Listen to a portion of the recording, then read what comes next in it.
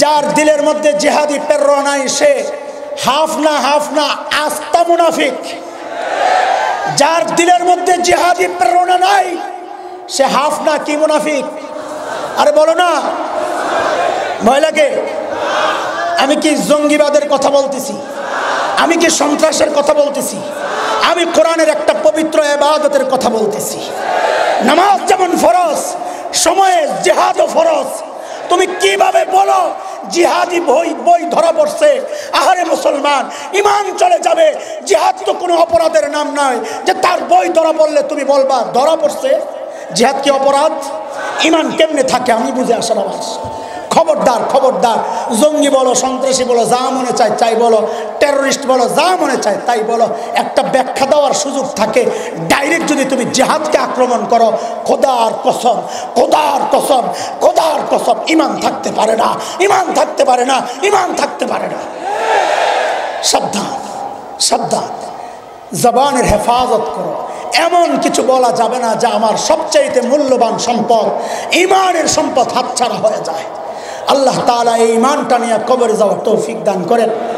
আল্লামা মামুনুল হক ভাই আসবেন, তখন চিল্লাইও, কিন্তু চিল্লানি হঠাৎ করে দিলে তো রক সিরা যাইব। আগে আগে একটু একটু করে কথা বইলা গলাটা একটু ক্লিয়ার করো। এখন বাড়িস দেখছেন অবস্থা, কিছু শব্দের প্রভাব আছে। ওই যে ওই দেওয়ালের মধ্যে লেখা রাখছে হিনা মমনু তাবাউল, আরবি দিয়া লেখছে, এখানে পেশাব করা নিষেধ। যে পাবলিক পেশাব করব, যে আরবি জানে এই জায়গায় পেশাব করবে না। যে আরবি জানে সেইভাবে পেশাব, যে জানে না সেই তো দেওয়ালে এসে পেশাব করবে, কিন্তু সে জানে না এটা কি লেখা। আরবি দেখে ওরে বাপরে, এই জায়গায় পেশাব করা যাবে না, আমার পেশাব বন্ধ হয়ে যাবে, যন্ত্র নষ্ট হয়ে যাবে এই জায়গায় পেশাব করলে। মানে কি, কোরআনের ভাষা ব্যবহার করলেই মানুষ অপরাধ থেকে বিরত থাকে, তাইলে কোরআনের বিধান কায়েম করলে অপরাধ কেমনে করবে? কিছু বিষয় আছে উচ্চারণ করলেই এর একটা সাইড এফেক্ট, প্রভাব। মামুন ভাইয়ের নাম বলছি, এখন গলা ক্লিয়ার হয়ে গেছে। তো এইবার কথা কই, পানি খাওয়ার সুন্নত এইবারই, একটু আগে গলা ভিজাও, এরপরে একটু খাও, শেষ ঢুকে পুরাটা খাইও। হঠাৎ করে খাইলে গলা আটকায় যেতে পারে, আগে গলাটা একটু ক্লিয়ার করবে না? তোরা একটু গলাটা ক্লিয়ার কর। হুজুর আসতেছে, হুজুর গলার ক্লিয়ার করতেছেন মিছিলের মধ্যে, আমি খবর নিছি। মিছিলে গলা ক্লিয়ার করতেছেন, এখানে আইসা বাকিরা করবেন ইনশাআল্লাহ। বাইতুল মুকাদ্দাসে কেন গেলেন আল্লাহর নবী? কারণ আল্লাহ তাআলা সমস্ত নবীদের থেকে একটা ওয়াদা নিছিলেন, ওয়াদা। وَإِذْ أَخَذَ اللَّهُ مِيثَاقَ النَّبِيِّينَ لَمَا آتَيْتُكُم مِّن كِتَابٍ وَحِكْمَةٍ ثُمَّ جَاءَكُمْ رَسُولٌ مُصَدِّقٌ لِّمَا مَعَكُمْ لَتُؤْمِنُنَّ بِهِ وَلَتَنصُرُنَّهُ قَالَ أَأَقْرَرْتُمْ قَالُوا أَقْرَرْنَا قَالَ فَاشْهَدُوا وَأَنَا مَعَكُمْ مِنَ الشَّاهِدِينَ। আল্লাহ সব নবীদের থেকে ওয়াদা নিছেন, আমার নবীরা, আমি আপনাদেরকে কিতাব দিয়েছি, হিকমত দিয়েছি, পেয়েছেন আপনারা, কিন্তু আমি একটা ওয়াদা নিতে চাই। আমার শ্রেষ্ঠ নবী আখিরি পয়গম্বর যখন আসবেন, তখন আপনাদের একটা দায়িত্ব আছে, আদায় করবেন কিনা? কি দায়িত্ব? দুইটা। লাতুমিনুন্না বিহি ওয়া লা তানসুরুন্না, আমার ওই নবীর উপর ঈমান আনা লাগবে, আমার নবীকে সাহায্য করা লাগবে। আপনারা রাজি? আরে আপনারা না, নবীদেরকে আল্লাহ জিজ্ঞেস করতেছেন। সব নবীরা বলেছেন আকরার না, আমরা রাজি। এই যে নবীরা আল্লাহকে বলেছেন আমরা রাজি, আল্লাহ তাআলা আমার নবীকে সর্বোচ্চ মর্যাদা দেওয়ার জন্যে মক্কা থেকে ডাইরেক্ট মেরাজে না নিয়া বাইতুল মুকাদ্দাস থেকে ঘুরায় আনছেন। কেন? বাইতুল মুকাদ্দাসে সব নবীরা লাইন ধরে দাঁড়ায় আছে, আমার নবী গেছেন, জিব্রাইল আমিন সামনে আগায়া দিছেন, নবী ইমামুল আম্বিয়া হইছেন, সমস্ত নবীদের ইমামতি কইরা ইমামুল আম্বিয়া বানায়া সর্বোচ্চ মর্যাদা দিয়া তারপর আল্লাহ তাআলা আমার নবীকে উপরের দিকে উঠাইছেন। ভাই এই পানি এই ফিক্কা ফিক্কি চলবে না, আশ্চর্য বয়ান চলতেছে, পানি ভিক্ষা মারতেছে। ভাই পিপাসা তো আমারও লাগছে, একটু খাইতে তো আমারও মনে চায়, তোকে তো শেষে প্রায় রসু করব। ভিক্ষা দেওয়ার জিনিস যার লাগে আস্তে আস্তে তলে তলে কামসার, এটা তো বেপরোয়া ভাব। নবীর শান আলোচনা হচ্ছে, তোমার কোথায় মনোযোগ? পানি কেমনে খাও মিয়া? রক্ত দেওয়া দরকার যেখানে, তুমি পানি খাওয়ার সময় পাও তো? নবীর শান আলোচনা হচ্ছে, কিসের আশেক তুমি?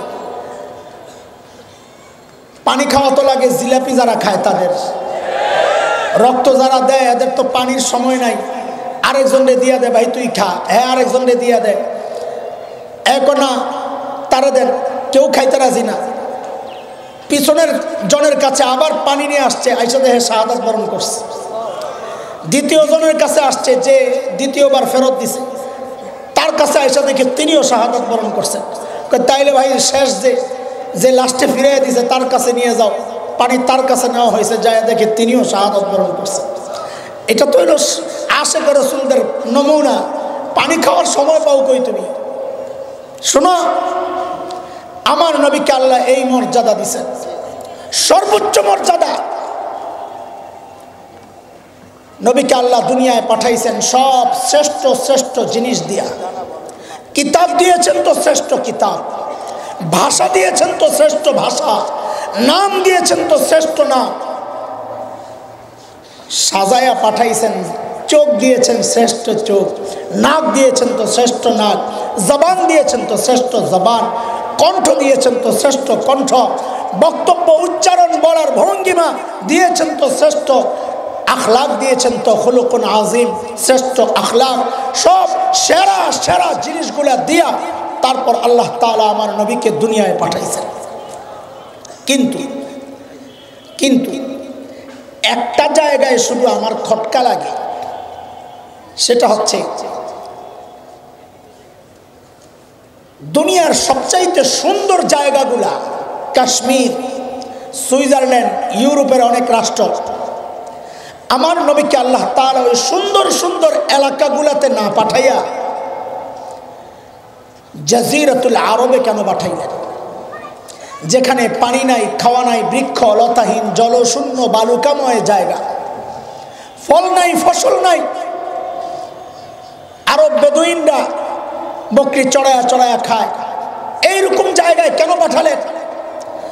আল্লাহ তাআলা তার নবীকে এত মহব্বত করেন, তো মহব্বতের দাবি তো ছিল এটা সবচাইতে স্বাস্থ্যের জন্য উপকারী পরিবেশ, যেটা এমন একটা এলাকায় পাঠাইতেন, মনোমুগ্ধকর পরিবেশ, যেটা দৃষ্টিনন্দন যেই এলাকা, দুনিয়ার ভূস্বর্গ যাকে বলা হয়, ভূস্বর্গ, দুনিয়ার জান্নাত, অমন জায়গায় পাঠাইতেন। না পাঠাইয়া সবচাইতে কঠিন জায়গা, পানি নাই, খাওয়া নাই, কিচ্ছু নাই, ফল নাই, ফসল নাই, এমন জায়গায় আমার নবীকে আল্লাহ কেন পাঠাইছেন? এই প্রশ্ন কি জাগে? কথা বলে না, জাগে প্রশ্ন। অনেকে বলবেন ওই জায়গায় কাবা, এই জন্যে পাঠাইছেন। তো কাবারে আল্লাহ কাশ্মীরে বানাইলে সমস্যা কি ছিল? কাবারে যদি আল্লাহ কাশ্মীরি বানাইতেন তো সমস্যা কি ছিল? কাশ্মীরি বানাইতেন আল্লাহ কাবারে, সুইজারল্যান্ডই বানাইতেন কাবারে। ইব্রাহিম আলাইহিস সালামরে সুইজারল্যান্ড পাঠাইতেন, কাবা বানা। হ্যাঁ, এটা বোঝার জিনিস। আমার নবীকে আল্লাহ জাজিরাতুল আরবে কেন পাঠাইছেন? যুবকরা, কথাগুলো বেশি কার্যকর তোমাদের জন্যে, কারণ 10 বছর পরে আমি তো এমনি বুড়া হয়ে গেছি। এই যে গত মার্চের শুরুর দিকে, কবে এটা আমি বলবো না, তাইলে বলাবেন আবার আগামী বছর মেসেজ পাঠান শুরু করবে, এটা আরেক জ্বালা।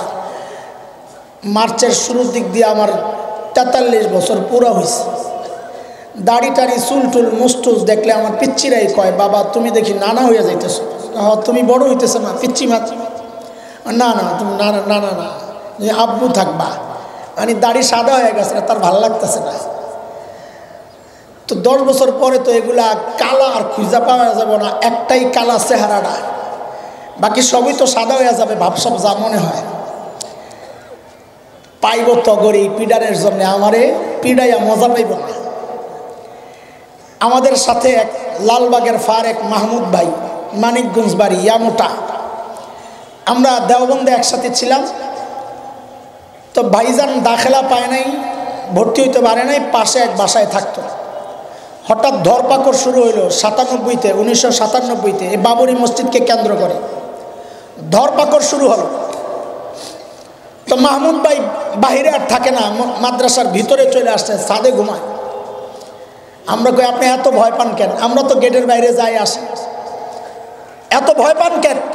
তো মাহমুদ ভাই বলে, ভাইরে তোদেরকে ধরলে তো পুলিশে মায়া কইরা পিড়াইব না, তবু যে শৈল পিড়া একটা দিলে এটারে আর পিড়ান দরকার নাই। আমার শৈলের যে অবস্থা, এটারে পিড়াইয়া মজা পাওয়া যাইব, লাগা ভালো কইরা। এই কথাটা আমার মাথায় আসার পর থেকে খালি দেওয়ানবাগির কথা মনে পড়ে, ফেরেশতারা পিড়াইয়া যে কি মজাটা পাই পড়ে, যে সাইজ। যাই হোক, 10 বছর পর আমাকে পিটানোর জন্য পাইব না, কই বুড়ারে পিড়ায় লাভ কি? পিঠা তগই খাওয়া লাগবে যদি এখন থেকে সতর্ক না হস। এই সতর্ক করার জন্য এই একটা বিষয় সামনে পেশ করতে চাচ্ছি যে আল্লাহ আমার নবীকে জাজিরাতুল আরবে কেন পাঠাইছে, এটা বুঝার জিনিস। জাজিরাতুল আরব মানচিত্রের মধ্যে বিশ্ব মানচিত্র খুলে দেখো, এর মৌলিক দুইটা কারণ। একটা কারণ, বিশ্ব মানচিত্র খুলে দেখো, দেখবা জাজিরাতুল আরবের অবস্থানটা কেমন। দেখা যাবে কি 3 দিকে শূন্য পানি, লোহিত সাগর, আরব সাগর দিয়ে 3 দিক থেকে ঘেরাও করা, একদিকে লাগাই না। মানচিত্রের মধ্যে তাকাইলে জাজিরাতুল আরবটাকে দেখা যায় মানুষের বডির মধ্যে তার হার্টের যে অবস্থা, 3 দিকে শূন্য, উপরে রক দিয়া শরীরের সাথে সংযুক্ত হয়েছে। ঠিক জাজিরাতুল আরবকে মানচিত্রের মধ্যে হার্টের মতোই দেখা যায়, মানুষের বডিতে যেমন হার্টের অবস্থান। এই জন্য ভূবিজ্ঞানীরা জাজিরাতুল আরবকে বলে জিওগ্রাফিক হার্ট, এটা মানচিত্রের হার্ট, গোটা বিশ্ব জমিনের ভূখণ্ডের হার্ট এটা। এইবার বুঝো আল্লাহ তাআলা আমার নবীকে হার্টে কেন পাঠাইছেন, জাজিরাতুল আরবে কেন পাঠাইছেন, এটা হার্ট। এটা বুঝার আগে আরেকটা জিনিস বুঝা লাগবে, সেটা হচ্ছে আল্লাহর নবী সাল্লাল্লাহু আলাইহি সাল্লাম দুনিয়ায় আসার পর এর আগ পর্যন্ত গোটা দুনিয়ার দার্শনিকদের মতামত ছিল, তখন যেই দার্শনিকরা ছিল সেটা হচ্ছে বেবিলিয়নের দার্শনিক, মিশরীয় দার্শনিক, এরা ইউরোপের কিছু ছিল। এদের মতামত ছিল মানুষের বডি নিয়ন্ত্রণ করে মানুষের ব্রেইন মানুষের বডিকে নিয়ন্ত্রণ করে।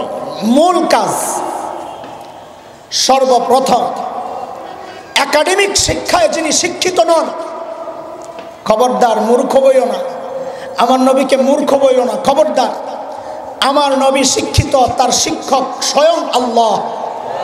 নবী বলেছেন, আল্লামানি রব্বি ফাআহসানা তালিমি, আমার শিক্ষা আল্লাহ নিজে দিয়েছেন এবং খুব উত্তম শিক্ষা হয়েছে আমার। যেই নবীর শিক্ষক স্বয়ং আল্লাহ, ওই নবী মূর্খ হতে পারে না। গোটা দুনিয়ার দার্শনিকদের বিরুদ্ধে দাঁড়াইয়া সর্বপ্রথম আমার নবী ঘোষণা করলেন যে না, মানুষকে তার ব্রেন নিয়ন্ত্রণ করে না, মানুষকে নিয়ন্ত্রণ করে তার হার্ট।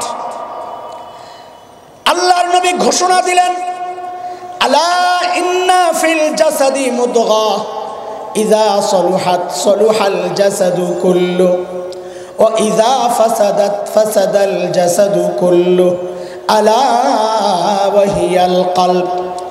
এরে আমার উম্মত, মানব দেহের ভেতরে একটা গোশতের টুকরা আছে, এই গোশতের টুকরাটা যদি ঠিক হয়ে যায় গোটা দেহকে, গোশতের টুকরাটা যদি নষ্ট হয়ে যায় গোটা বডির মধ্যে পচন ধরবে। আল্লাহর হাবিব বলেন ওই গোশতের টুকরাটার নাম হইল কলব, কলব হার্ট। এইবার বুঝেন আল্লাহ তাআলা আমার নবীকে ওই হার্টে কেন পাঠাইছেন। হার্টে পাঠানোর কারণ হচ্ছে আল্লাহ বলছেন নবী আপনি যেহেতু গোটা দুনিয়ার নবী, বিশ্ব নবী, আপনি ওই হার্টের মধ্যে মেহনত করেন, হার্ট ঠিক হয়ে গেলে গোটা বডি ঠিক হয়ে যাবে। এর চরম বাস্তবতা হচ্ছে আজকের দুনিয়ায় ওই আরব বিশ্বে হার্টের মধ্যে পচন ধরেছে। দালাল গোষ্ঠীর ইমান, আকীদা, চরিত্রে, চেতনায় পচন ধরেছে, যার রেজাল্ট হচ্ছে গোটা দুনিয়ার মানুষের ইমানের মধ্যে পচন ধরেছে। হার্ট ঠিক হয়ে গেলে সব ঠিক হয়ে যেত। এটা একটা মৌলিক কারণ আমার নবীকে আল্লাহ সাইডে সুডে না পাঠাইয়া জাজিরাতুল আরব হার্টে কেন পাঠাইছেন। এটা আমার বলা মাকসাদ না, শুধু একটা মৌলিক কারণ বলার জন্য সংক্ষেপে এটা বলে দিলাম। মূল কারণ যেটা, এই খেয়াল করে শোনো, মূল কারণ যেটা, আমার নবী দুনিয়ায় আসার আগে আল্লাহ যত নবী পাঠাইছেন সমস্ত নবীদের সাথে তিনটা বিষয় ছিল নির্ধারিত। কয় বিষয় বলেন? এক নাম্বার ওই নবীর কওম নির্ধারিত, নবীর কওম যেমন হযরতে ঈসা আলাইহিস সালাতু ওয়াস সালাম বলেছেন সূরা সফ আয়াত নাম্বার 6, 28 পারা, হাফিজ কোরআন শরীফ খুললে 11 নম্বর পৃষ্ঠা। হযরত ঈসা বলতেছেন وَإِذْ قَالَ عِيسَى ابْنُ مَرْيَمَ يَا بَنِي إِسْرَائِيلَ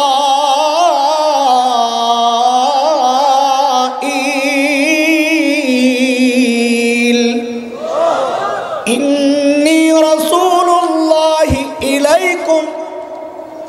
এই কথাটা মনে রাখেন। হযরত ঈসা বনি ইসরাইলদেরকে বলতেছেন এ বনি ইসরাইল, আল্লাহ আমাকে তোমাদের রসুল বানাইয়া পাঠাইছেন। তো হযরত ঈসা কি বলেছেন? আল্লাহ হযরত ঈসাকে কাদের রসুল বানাইছেন? বলেন বলেন, কথাগুলো মুখস্থ করে করে আগাইতে হবে বুঝার জন্য। আল্লাহ হযরত ঈসাকে কাদের রসুল বানাইয়া পাঠাইছেন? বুঝা গেল হযরত ঈসার কওম নির্ধারিত, বনি ইসরাইল।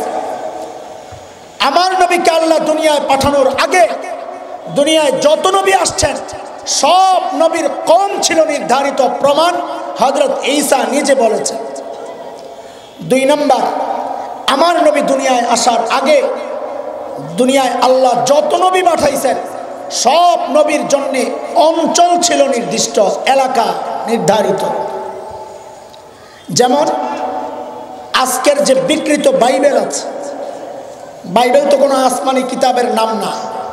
আসমানি কিতাব তো ইনজিল আর তাওরাত, এটা খ্রিস্টানদের বানানো কিতাব। ওই বিকৃত বাইবেলের মধ্যে হযরত ঈসার এই বক্তব্যটা আসছে। হযরত ঈসা বলেছেন আল্লাহ আমাকে ফিলিস্তিনের একটা নির্দিষ্ট অঞ্চলের জন্য পাঠাইছে। তাইলে কি পাইলাম আমরা? আমার নবী দুনিয়ায় আসার আগে আল্লাহ যত নবী দুনিয়ায় পাঠাইছেন সব নবীর কওম ছিল নির্দিষ্ট। কি ছিল? কওম নির্দিষ্ট, যাদের জন্য পাঠাইছেন তারা নির্দিষ্ট। খেয়াল করে শুনুন। 2 নাম্বার, আমার নবী আসার আগে আল্লাহ যত নবী পাঠাইছেন সব নবীর অঞ্চল ছিল নির্দিষ্ট। 3 নাম্বার, আমার নবী দুনিয়ায় আসার আগে আল্লাহ যত নবী পাঠাইছেন ওই নবীদের টাইম ছিল নির্দিষ্ট। কি ছিল? টাইম ছিল নির্দিষ্ট। আমার নবী বিশ্ব নবী মুহাম্মদুর রাসূলুল্লাহ সাল্লাল্লাহু আলাইহি ওয়াসাল্লামকে আল্লাহ পাঠাইছেন তার কওম নির্ধারিত না। তিনি ইহুদিরও নবী, তিনি খ্রিস্টান, বৌদ্ধ, মুশরিক, মগ, মুরাং, গারো, চাকমা, কুকিল, সাঁওতাল, টিপরা, দুনিয়ায় যত জাতি আছে সব জাতির জন্য আমার নবী নবী। তিনি বিশ্ব নবী, তার এলাকা নির্দিষ্ট না। তিনি আমেরিকারও নবী, তিনি অস্ট্রেলিয়ারও নবী, তিনি রাশিয়ার নবী, ইউরোপের নবী, আফ্রিকার নবী, এই উপমহাদেশের নবী, এশিয়ার নবী, গোটা দুনিয়ার নবী। আমার নবীর জন্য টাইম নির্ধারিত নাই, তিনি কিয়ামত পর্যন্ত নবী, সব নবীর জন্য ছিল টাইম নির্ধারিত। কথা বুঝে আসছে? কেন বলতেছি এখনো জাগাত আসি নাই, যাইতে একটু দেরি লাগবে, বেশি দেরি না। আমি তো বহু দূরে যাব, আমারে ওলামায়ে কেরাম চাপ্পা ধইরা টাইনা হেসরাইয়া লয়েছে, নাইলে এই জায়গায় আজকে আমার আসার কথা না। বহু দূরে যাইয়া মাগরিবের পরে বয়ান করতে হবে। আল্লাহ জানে, আল্লাহ আজকে সূর্যটারে একটু দেরিতে ডুবাইও, এছাড়া উপায় নাই, এছাড়া আর অন্য কোনো দোয়া আমার নাই আজকে। এই জন্য দেরিও করা যাবে না। কি বুঝাইতে চাইতেছি এটা বুঝার আগে ছোট্ট একটা কথা বুঝাই। ধরেন এটা একটা পুকুর, পুকুরের ঠিক মাঝখানে একটা ঢিল ছুটছে। তো ঢেউটা এইবার সমান তালে চারদিকে ছড়াবে, কিন্তু ঢিলটা যদি আপনি এক সাইডে ফেলেন তো ঢেউটা একদিকে দ্রুততার সাথে শক্তিশালীভাবে লাগবে, আরেক দিকে যেতে যেতে দেরি হবে এবং দুর্বল হয়ে যাবে। ঠিক আছে কথা? আমার নবী যেহেতু বিশ্ব নবী, গোটা দুনিয়ার নবী, এই জন্য আমার নবীকে আল্লাহ দুনিয়ার সাইডে সুইডে পাঠান নাই, কাশ্মীরে পাঠান নাই, ইউরোপে পাঠান নাই। কেন? কারণ তিনি বিশ্ব নবী। আল্লাহ মাঝখানে পাঠাইছেন যেন হেদায়েতের নূর সমান তালে চারদিকে ছড়ায়া যায়। এইবার একটা গল্প শোনেন, কিসসা। হ্যাঁ, খামাখা কিসসা বলি না আমরা, হাতে সময় নাই, কিসসাটা বলতেছি পুরোপুরি বোঝার জন্য। আমাদের একজন বড় মুফাসসির ছিলেন আল্লামা আব্দুল গফফার রহমতুল্লাহ আলাইহি, নাম মনে আছে? পোড়া কপাল, পোলা পাই, এগুলোর ধরে আচ্ছা মতো পিডা লাগান দরকার। এই কোণা থেকে এই কোণা পর্যন্ত একটা একটা করে যদি জিজ্ঞেস করি, এই তাহিরি হুজুর চিনস? হুজুর চিনি, ওই ঢাইলা দেওয়া হুজুর না? সবগুলো চিনবে, অথচ পোড়া কপাল আব্দুল গফফার রহমতুল্লাহ আলাইহি চিনে না। আরে যাদের তাফসীরের কারণে ময়দান তৈরি হয়েছে, যার কারণে আজকে আমরা কথা বলতে পারতেছি।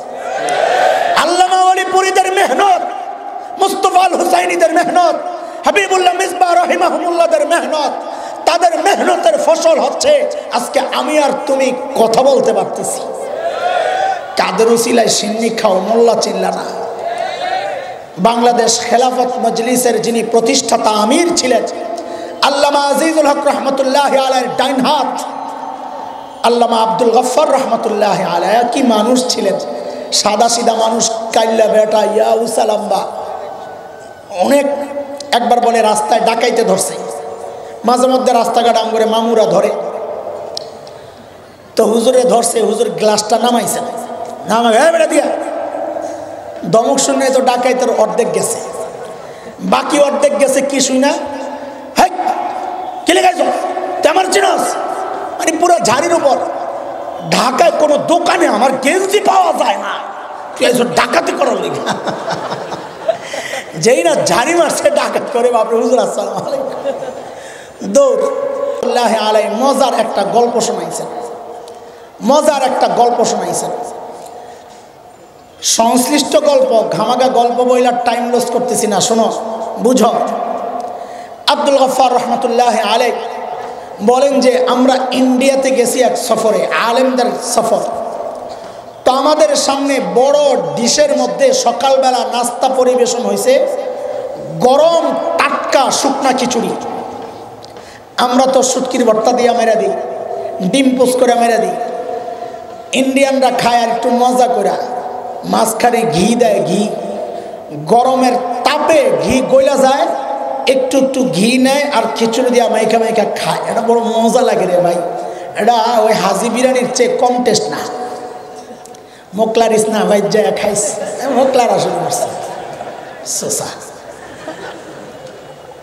তা আব্দুল গফফার রহমতুল্লাহ আলাইহি বলতেছেন, চারদিকে তো মৌলবী মাথায় তো বুদ্ধি ভরা।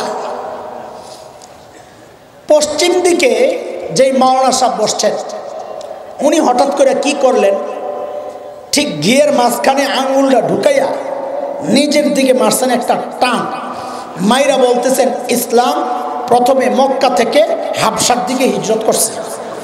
মানে ওই ঘিরে বানাইছে ইসলাম, কারণ ইসলাম তো গোটা দুনিয়ার মাঝখানে, আর হাবশা হইল মক্কা থেকে পশ্চিম দিকে। আজকের দুনিয়ায় লোহিত সাগরের পশ্চিম পার ইথিওপিয়া, ইরিত্রিয়া যেই অঞ্চল, এটা ছিল নবীযুগের হাবশা বা আবিসিনিয়া। তিনি কি করছেন, ঘিয়ের মধ্যে আঙ্গুলটা ঢুকাইয়া নিজের দিকে টান মারছে, ইসলাম প্রথমে মক্কা থেকে হাবশার দিকে হিজরত করছে।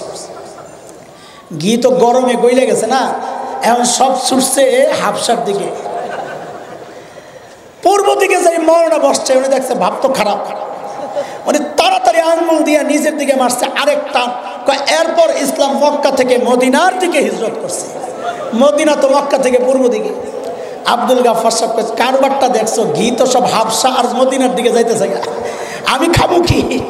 আমি তাড়াতাড়ি হাতাগুলা বটলাম, বইটা ঘিটারে পুরা খিচুড়ির মধ্যে মাখলাম আর বললাম, এরপর ইসলাম গোটা দুনিয়ায় ছড়াইয়া গেছে। এরে দোস্ত, আল্লাহ আমার নবীকে গোটা দুনিয়ায় মাঝখানে পাঠানোর এটা একটা কারণ, যেন ইসলামের নূর সমান তালে সারা দুনিয়ায় ছড়ায়া যায়। এইবার লাইনে আসো, এতক্ষণ কেন চিল্লাইলাম, এই কথাগুলো এতক্ষণ কেন বললাম? জরুরি একটা কথা শোনো রে যুবক, বাংলাদেশের আকাশে শকুনের আনাগোনা পরিলক্ষিত হচ্ছে। আজকে আমার স্বাধীনতা বিপন্ন কেন? কারণ হচ্ছে তোমার হয়তো খবর নাই, সব দায়িত্ব মৌলবীদের। স্বাধীনতা বিপন্ন হবে, ওই খবরও মৌলবীদের নেওয়া লাগবে। আল্লাহর নবীর খতমে নবুয়ত আক্রান্ত হবে, ওই দায়িত্ব মৌলবীদের নেওয়া লাগবে। ঈমান আকীদা ধ্বংসকারী হিজবুত তাওহীদ প্রতিরোধ করার জন্য ওই মৌলবীদেরই বক্তব্য দেওয়া লাগবে, ভূমিকা রাখা লাগবে। তারপরেও বলবা এই মৌলবীরা সব হিংসুটে মাওলানা। এত উদার তুমি হিংসুটে না, কই ঘাতক মোদীকে প্রতিহত করার জন্য তোমার তো একটা বক্তব্য শুনলাম না। আজকে কোথায় তোমাদের মাহফিলগুলোর 10 লক্ষ শ্রোতা আজকে কোথায় গেল আমরা জানতে চাই। ওই জালেমদেরকে প্রতিহত করতে ওই ডাইল খাওয়া কওমি মৌলবীদেরই আশা লাগে। নাস্তিক মুরতাদ প্রতিরোধ করতে ওই ডাইল খাওয়া মুসুরির ডাইল, আবার ফ্যান্সি ডাইল মনে করিস না, আবার মুসুরির ডাইল খাওয়ার জন্য অগই আশা লাগে, তগরে পাওয়া যায় না। যা খালি তগর টার্গেট সংসদের দিকে, আমাদের টার্গেট মদিনার দিকে। তোর টার্গেট সংসদে যায়া রাষ্ট্র ক্ষমতা পরিচালনা করা, আমার টার্গেট মদিনা ওয়ালার সুন্নত জমিনে জিন্দা করা। উত্তরবঙ্গ, পঞ্চগড়, ঠাকুরগাঁও, দিনাজপুর, কুড়িগ্রাম, সীমান্ত এলাকা, শেরপুর, জামালপুর, পার্বত্য অঞ্চল, কথাগুলো অনেকে বিশ্বাসও করতে চায় না। কয়েকদিন আগে টেলিভিশনে প্রোগ্রাম করে একটা হাসাহাসি করায়, কি নাম, বাংলা হানিফ সংকেত সাহেব এক বুড়া ডাক্তার রেস জাতির সামনে পেশ করল। কি ডাক্তার? ইউরোপ থেকে চলে আসছে নিজের সব ভোগ বিলাস বাদ দিয়া। কত বড় বুজুর্গ, জনগণের সেবায় নিজেকে উৎসর্গ করেছে। খবর নিয়ে দেখা গেল জনগণের সেবার নামে জনগণের সবচাইতে মূল্যবান সম্পদ ঈমান, এই সম্পদকে ডাকাতি করতে আসছে। এনজিও গুলা ওই উত্তরবঙ্গ, পাহাড়ি অঞ্চল, সীমান্ত অঞ্চলের মানুষের সরলতা, মূর্খতা, দারিদ্রতা, এই 3টা দুর্বলতার সুযোগ নিয়ে প্রলোভন দেখায়া, কোরআনের ভুল ব্যাখ্যা দিয়া শত শত নয়, হাজার হাজার নয়, লক্ষ লক্ষ ইমানদারকে বেঈমান বানাচ্ছে। গত কয়েক বছর আগে আমরা গেলাম দিনাজপুর পার্বতীপুর একটা থানা, সেখানে মুরতাদ ভাইদের কাছে দাওয়াত পৌঁছাইতে গেলাম যেন তারা ইসলামে ফেরত আসে। এনজিওরা পুলিশের কাছে যায় নালিশ করলো, ঢাকা থেকে কিছু মৌলবী আসছে, এরা বিশৃঙ্খলা সৃষ্টি করতে চায়, এখানে মারামারি হবে, কাটাকাটি হবে। পুলিশ আমাদেরকে ডাকালো, আপনারা কারা, কেন আসছেন, কি চান, কি আপনাদের উদ্দেশ্য? আমাদের সরল জবাব, ভাই আমরা ঢাকা থেকে আসছি, নিরীহ মুসলমান ইমানদার, আমার ভাইকে ভুল বুঝায়া মুরতাদ বানানো হয়েছে, তাদেরকে দাওয়াত দিয়া ইসলামের সুশীতল ছায়াতলে আবার ফেরত আনার জন্য আমরা আসছি, আর কোনো টার্গেট নাই। তখন পুলিশ আমাদেরকে একটা প্রশ্ন করেছে, এই প্রশ্নের উত্তর দেওয়ার জন্য আমি এত লম্বা কথাগুলো বলেছি। খেয়াল করেন, আজকের বহু মডারেট মুসলমানের মাথায় এই একই প্রশ্ন ঘুরে, পুলিশের প্রশ্ন, আচ্ছা হুজুর বলেন, মুসলমান ইসলামের শুরু থেকে আজ পর্যন্ত বিভিন্ন ধর্মের মানুষকে দাওয়াত দিয়ে দিয়া খ্রিস্টান বানাইছে, মুসলমান বানাইছে। আজকে ইসলামের দাওয়াত আমেরিকায় চলে, ইসলামের দাওয়াত ইউরোপ, অস্ট্রেলিয়া, আফ্রিকায় চলে, গোটা দুনিয়ায় চলে। আমরা যদি ভিন্ন ধর্মের মানুষকে দাওয়াত দিয়ে মুসলমান বানাইতে পারি, আমরা যদি আমেরিকায় যায় ইসলামের দাওয়াত দিতে পারি, তো খ্রিস্টানরা ইউরোপ আমেরিকা থেকে বাংলাদেশে আইসা তাদের ধর্মের দাওয়াত দিয়া মুসলমানকে খ্রিস্টান বানাইলে সমস্যাটা কোথায়? নাউজুবিল্লাহ, তো বর্ষ বুঝা বর্ষ কিনা আল্লাহ জানে। স্পষ্ট কথা, এই প্রশ্ন তার মাথায় জাগবে যে তার নবী চিনে নাই। কেন? এটা একটু বুঝেন। খ্রিস্টানরা কেন বাংলাদেশে আইসা খ্রিস্ট ধর্মের দাওয়াত দিতে কেন পারবে না? বুঝেন, এটা কোতোয়ালি না লালবাগ সংসদীয় আসন বলেন, ঢাকা ৭। এক সময় তো শওকত সাহেব এমপি ছিলেন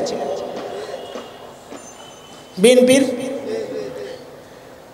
তারও আগে আসলে হারুন রশিদ সাহেব ছিলেন, লম্বা টাইম হাজী সেলিম সাহেব এমপি, ঠিক আছে। পাশের আসনে এক সময় খোকা সাহেব এমপি ছিলেন, এখন কাজী ফিরোজ রশিদ। উদাহরণগুলো কেবলই উদাহরণ, বুঝার জন্যে। শওকত সাহেবের কিছু সমর্থক, কোন শওকত সাহেব? যিনি অনেক আগে এমপি ছিলেন, এখন এমপি বহু আগে, তার সেশন আউট হয়ে গেছে বহু আগে। খুব খেয়াল করেন, তার কিছু সমর্থক কোতোয়ালিতে যায়া ফিরোজ রশিদ সাহেবের অফিস দখল করছে। দখল করে দাবি করলো আজকে থেকে এই এলাকায় শওকত সাহেব মরা যা আছে, মরা হোক জিন্দা হোক, হে এমপি। এখন ফিরোজ রশিদ সাহেবের সমর্থকরা বসে বসে ফুলের তোড়া দিবে না সাইজ করবে? কারণ কি? অপরাধ করছে দুইটা। শওকত সাহেবের সমর্থকরা অপরাধ করছে কয়টা? খেয়াল করে বলেন, কয়টা? দুইটা। এক নম্বর অপরাধ, যেই ব্যক্তির এমপি হওয়ার দাবি করতেছে ওই ব্যক্তির এমপিগিরি বর্তমানে নাই, সেশন আউট হয়ে গেছে বহু আগে। করছিলা এমন একজন একটা কর্তা যিনি এখনো এমপি। এক নম্বর অপরাধ, তিনি তো এখন এমপি না। দুই নম্বর অপরাধ, করছো লালবাগী কর্তা, কোতোয়ালিতে যায় করলা কেন? ওইটা তো তার আসনই না। অপরাধ কয়টা? এখন যদি শওকত সাহেবের সমর্থকদেরকে পিডায়া কেউ জমিনের সাথে সহায়া দেয়, বিচার বসলে আপনি কি বলবেন? ভুলটা যারা পিটাইছে তারা করছে না যারা এই আকাম করছে তারা করছে?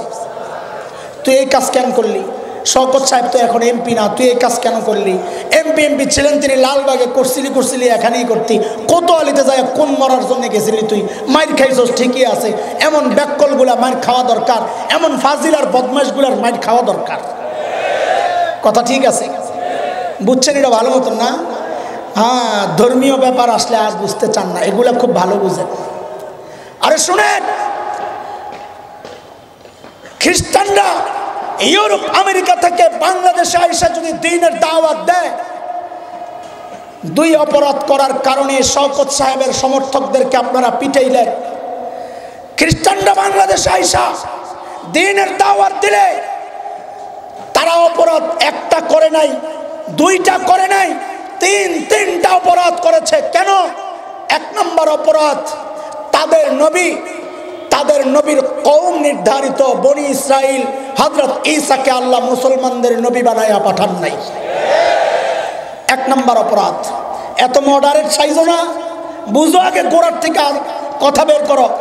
এক নম্বর অপরাধ, তারা যেই ধর্মের প্রচার করছেন ওই ধর্মের নবীকে আল্লাহ পাঠাইছেন বনি ইসরাইলের জন্য। কারণ হযরত ঈসা নিজে বলেছেন, ইয়া বনি ইসরাইল ইন্নী রাসূলুল্লাহি ইলাইকুম। এক নম্বর অপরাধ। দুই নম্বর অপরাধ, হযরত ঈসা আলাইহিস সালামকে আল্লাহ বাংলাদেশের নবী বানায়া পাঠান নাই, তাকে তো ফিলিস্তিনের একটা নির্দিষ্ট অঞ্চলের জন্য নবী বানাইছেন। কারণ আল্লাহ আমার নবী বিশ্ব নবী আসার আগে সব নবীকে পাঠাইছেন, কওম নির্ধারিত ছিল, অঞ্চল নির্ধারিত ছিল। তিন নম্বর অপরাধ, আল্লাহ তাআলা একজন নবীকে কিয়ামত পর্যন্ত নবী বানাইছেন। আমার নবী কিয়ামত পর্যন্ত নবী, তার টাইম নির্ধারিত না। হযরত ঈসার টাইম ছিল নির্ধারিত, তার ওই নবুয়তের টাইম 10 আর 15 বছর আগে ডেট এক্সপায়ার হয় নাই, সেশন শেষ হয় নাই। নবী ঈসার টাইম তো 1500 বছর আগে শেষ হয়ে গেছে। অপরাধ কয়টা করছে? তিনটা। দুই অপরাধের কারণে কাউকে পিটাইলে যদি অপরাধ না হয়, তিন অপরাধের কারণে তাদেরকে পিটাইয়া জমিনে ঢুকায়া দেওয়া দরকার ছিল। কত বলেন ঠিক কিনা? কথা শোনেন, মিছিল পরে করেন, স্লোগান পরে দিয়ে মামুন ভাই আসলো, আমি কথা বইলা যাইগা। হ্যাঁ, শুধু বুঝেন কিনা আগে বুঝেন, বুঝার কথা এগুলা চেষ্টা করতেছি বুঝায় বলার জন্য। মৌলিক বিষয়টা কি, অনেকে মূল না বুঝা তালে তাল মিলায়, তো ঠিকই আছে, তারাও দাওয়াত দেখ, আপনারাও দেন, সমস্যা কি? আরে না, সমস্যা নাই, মানে বড় সমস্যা। বলে আপনি আমেরিকায় যায় দাওয়াত দেন যে, হ্যাঁ দিব তো, আমার নবী তো বিশ্ব নবী, আমার নবী আমেরিকারও নবী, কাজী ইসলামের দাওয়াত আমেরিকায় চলবে। আমার নবী বিশ্ব নবী, তিনি অস্ট্রেলিয়ারও নবী, এই জন্য ইসলামের দাওয়াত অস্ট্রেলিয়ায় চলবে।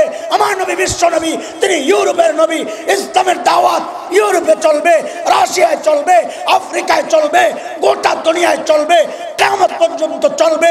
অন্য কোন ধর্মের প্রচার বাংলাদেশে কেন, দুনিয়ার কোথাও চলতে পারে না, বাংলাদেশেও চলতে দেওয়া হবে না।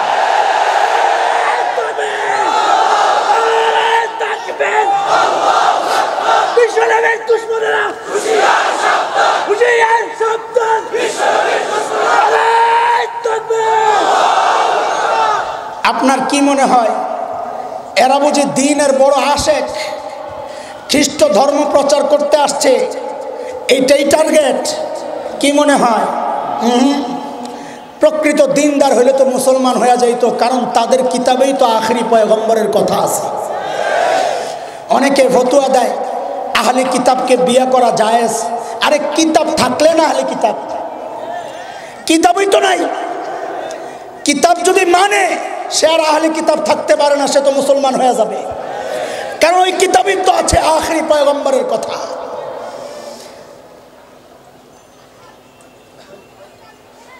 তো কেন আসছে? দ্বীনের দাওয়াত না দেওয়ায় যদি মূল মাকসাদ না হয়, বলে পূর্বপুরুষের হিস্টোরি টান দাও, তো বুঝবা কেন আসছে। এই ইংরেজ লাল কুত্তাদের পূর্বপুরুষের হিস্টোরি টান দাও, বেশি দূরে যাওয়া লাগবে না, 200-250 বছর পেছনে যাও, দেখো 1757 তারা কি জন্যে ঢুকছিল। দেখো 1600 শতাব্দীর শেষ দিকের হিস্টোরি টান দাও, 1700 শতাব্দীর শুরুর দিকের হিস্টোরি টান দাও। ব্যবসা করতে আসছে, কি জন্যে? ব্যবসা করে জায়গা কিনে, ব্যবসা করে জায়গা কিনে গোলাম বানাইছে কিছু কুলাঙ্গারকে। আজকে যারা ভারতের হত্যাকর্তা নিজেদেরকে মনে করে, ওই সমস্ত হিন্দুদেরকে নিজেদের গোলাম আগে বানাইছে। বিশ্বাস হয় না? দিল্লির ওই গেট, দিল্লি গেট, কুতুব মিনারের কাছে যায় দেখো, দিল্লি গেটের মধ্যে স্বাধীনতা আন্দোলনে মৃত্যুবরণকারীদের লিস্ট আছে 90,000-এর উপরে। সেখানে 60,000-এর উপরে খালি মুসলমানের নাম আছে, বাকি 30,000 সব ধর্মের মিলাইয়া। এখন বুঝো স্বাধীনতার জন্য প্রাণ কারা দিয়েছে। ইতিহাস তোমাদের কাছেই আছে, আমাদের বলার দরকার নেই। ইংরেজরা এই দেশে ঢুকে আস্তে আস্তে আস্তে আস্তে শাসন করা শুরু করলো। প্রথমে নিজেদের অনুগতদেরকে দিয়ে শাসন করালো, এরপর পুরা ক্ষমতা দখল করে পুরা উপমহাদেশ নিজেদের আয়ত্তে নিয়ে নিল। এটা হচ্ছে পুরান ইতিহাস। সাম্প্রতিক কালের ইতিহাস হচ্ছে পূর্ব তিমুর, ইন্দোনেশিয়া, মুসলিম রাষ্ট্র, অস্ট্রেলিয়ার সাগরের পাশের এলাকা ঘেঁষে একটা অঞ্চল পূর্ব তিমুর। সেখানে মানুষকে দাওয়াত দিয়ে খ্রিস্টান বানায়া এক সময় মুসলমান খ্রিস্টানদের মধ্যে দাঙ্গা বাঁধায়া দিল। দাঙ্গা বাঁধায়া জাতিসংঘ অপেক্ষায় ছিল। দাঙ্গা বাঁধায়া পূর্ব তিমুরের স্বাধীনতা ঘোষণা কইরা মুসলিম রাষ্ট্র ইন্দোনেশিয়াকে টুকরা টুকরা করা হলো। সুদান ইসলামী রাষ্ট্র, দক্ষিণ সুদান তেল সমৃদ্ধ এলাকা, খ্রিস্টানরা টার্গেট করলো দক্ষিণ সুদানকে, তেল সমৃদ্ধ অঞ্চলকে। মানুষকে দাওয়াত দিয়ে খ্রিস্টান বানায়া নিজেরাও এলাকা কিনে পুরা এলাকায় নিজেদের নিয়ন্ত্রণ প্রতিষ্ঠা করে এক সময় মারামারি শুরু হলো, মুসলমান খ্রিস্টানদের লড়াই। জাতিসংঘ দক্ষিণ সুদানকে স্বাধীনতা ঘোষণা দিয়ে দিল। ইসলামী রাষ্ট্র সুদানের তেল সমৃদ্ধ অঞ্চলটা হাতছাড়া হয়ে গেল। তুমি কি মনে করছো বাংলাদেশেও তারা খ্রিস্ট ধর্ম প্রচার করতে আসছে? জি না, ওই জন্য আসে নাই। পূর্বপুরুষদের হিস্টোরি ওই কথা বলে না। পূর্বপুরুষদের হিস্টোরি বলে তারা উত্তরবঙ্গকে আমার এই সোনার বাংলাদেশের মানচিত্র থেকে বিচ্ছিন্ন করতে চায়। তাদের পূর্বপুরুষের হিস্টোরি বলে পার্বত্য অঞ্চলকে মানচিত্র থেকে বিচ্ছিন্ন করতে চায়। তাদের উদ্দেশ্য আমাদের এই প্রজন্মের পয়গাম, তোদের পূর্বপুরুষের হিস্টোরি আমাদের জানা, আমাদের পূর্বপুরুষের হিস্টোরিও তোদের জানা দরকার। আমাদের আকাবিরদের হিস্টোরি হচ্ছে, আমার আকাবিরের রক্ত যখন এই উপমহাদেশের জমিন স্পর্শ করেছিল, ব্রিটিশ লাল কুত্তারা পালাতে বাধ্য হয়েছিল। আমার আকাবিরের ইতিহাস হচ্ছে আফগানিস্তানের জমিন যখন রক্ত স্পর্শ করেছে, সাম্প্রতিক কালে নাকে খত দিয়া আমেরিকার লাল কুত্তারা গাড়ি কান্দে নিয়ে পালাতে বাধ্য হচ্ছে। কথা বলেন ঠিক কিনা? এটা হচ্ছে আমার আকাবিরের ইতিহাস। তাদের রুহানি সন্তানরা একই ইতিহাস কায়েম করতে চায়, তবে সাথে নতুন আরেকটা সংযুক্তি লাগাইতে চাই। তোদের পূর্বপুরুষরা তো পালাতে পেরেছিল, নতুন প্রজন্মের অন্তরে এতটা ক্ষোভ জমে আছে। একবার যদি সুযোগ পাই, একবার যদি আল্লাহ আহমদ শফির ডাক আসে, খোদার কসম একটাকেও পালাতে দেওয়া হবে না, পালাতে দেওয়া হবে না।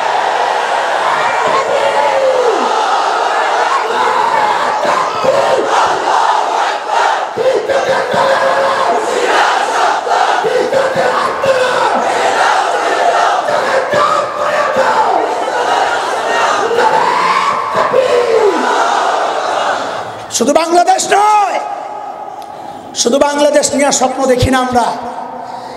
আমার নবী বিশ্ব নবী, আমাদের স্বপ্ন বিশ্বব্যাপী। শুধু বাংলাদেশ, তার স্বাধীনতা রক্ষায় আমরা রক্ত দিব।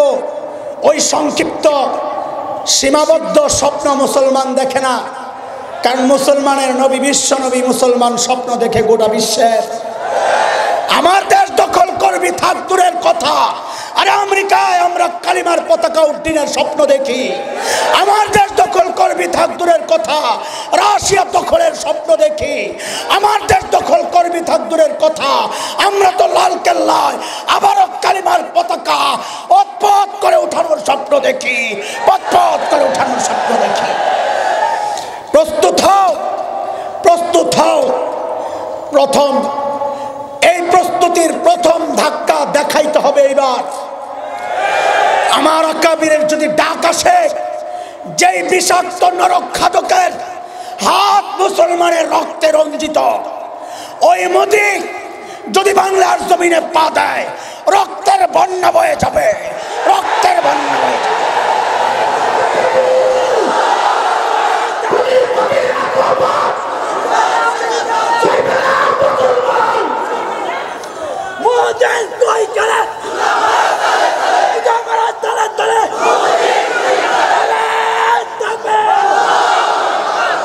জুতা মারলে কাজ হবে না, জুতা মারলে তো ঢুইকায় গেল, জুতা খুরদের জুতা দিয়ে কাজ হবে না।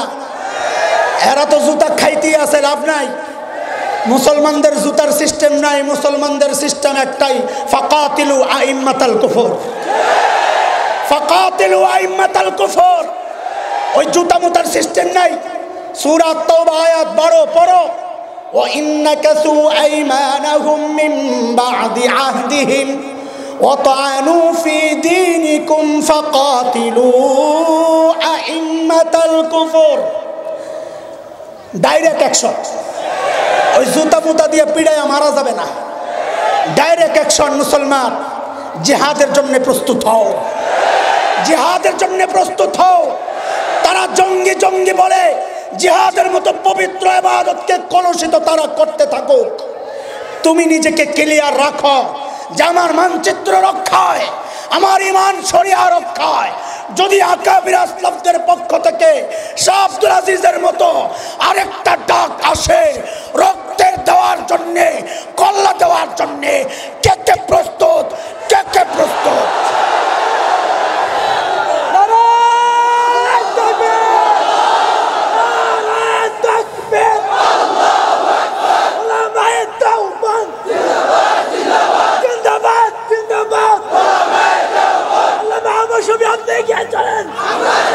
বসেন বসেন, সময় খুব একটা ভালো মনে হচ্ছে না। দিল্লির কিছু ভিডিও আমি দেখেছি, কলিজাটা জ্বলে পুড়ে ছাই হয়ে গেছে, বিশাল অঞ্চল পুড়ে ছাই। এরা কারা? এরা আমার নবীর নিরীহ উম্মত।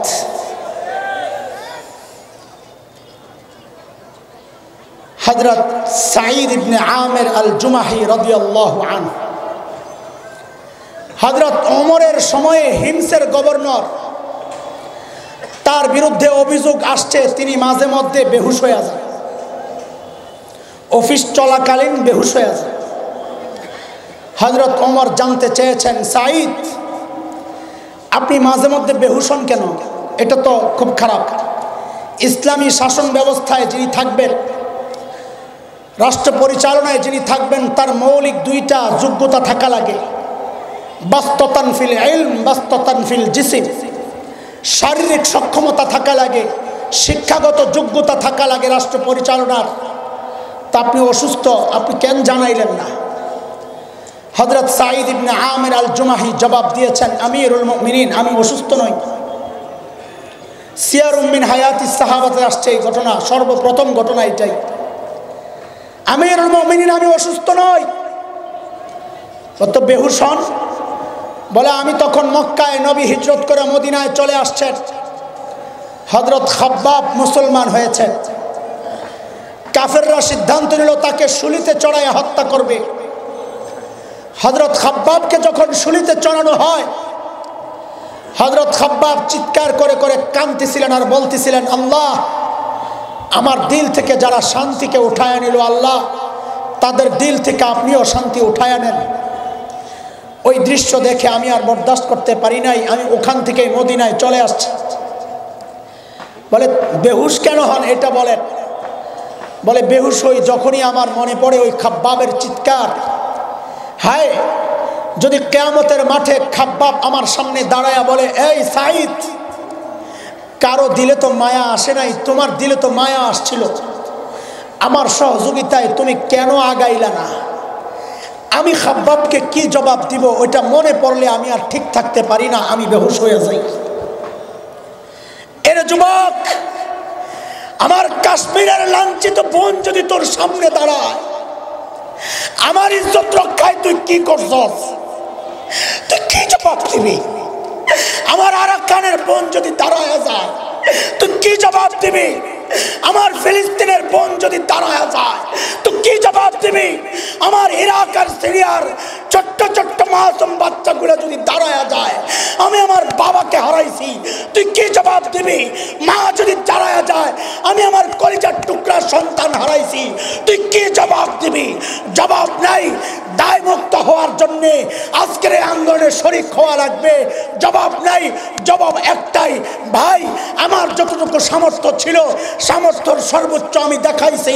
তোমার রক্তে যেই জালেমের হাত রঞ্জিত হয়েছে, ওই জালেম আমার ভূখণ্ডে ঢুকার সময় আমি বাধার সৃষ্টি করেছি, আমি রক্ত দিয়েছি।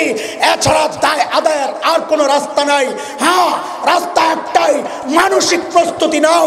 ওই জালেমদেরকে আল্লাহর এই জমিন থেকে উৎখাত করার জন্য ডাক আসলে আর ঘরে বসে থাকা যাবে না, প্রতিশোধ নিতে হবে। বোন লাঞ্ছিতের প্রতিশোধ নিতে হবে, ভাই হত্যার প্রতিশোধ নিতে হবে, মা হত্যার প্রতিশোধ নিতে হবে, ছোট্ট ছোট্ট মাসুম বাচ্চাদের রক্তের বদলা নিতে হবে, বদলা নিতে হবে, বদলা নিতে হবে।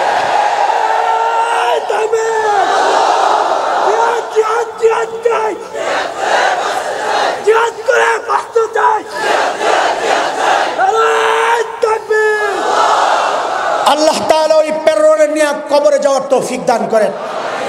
যার দিলের মধ্যে জিহাদি প্রেরণা নাই সে হাফ না আস্তা মুনাফিক।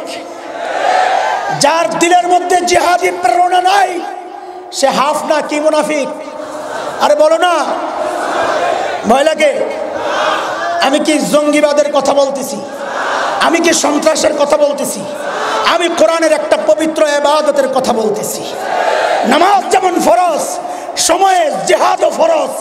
তুমি কিভাবে বলো জিহাদি বই ধরা পড়ছে? আহারে মুসলমান, ইমান চলে যাবে।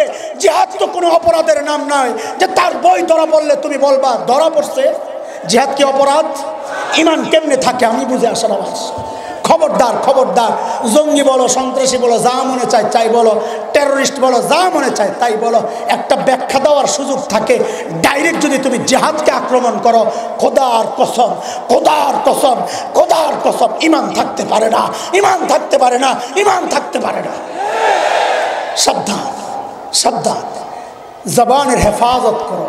এমন কিছু বলা যাবে না যা আমার সবচাইতে মূল্যবান সম্পদ, ইমানের সম্পদ হাতছাড়া হয়ে যায়।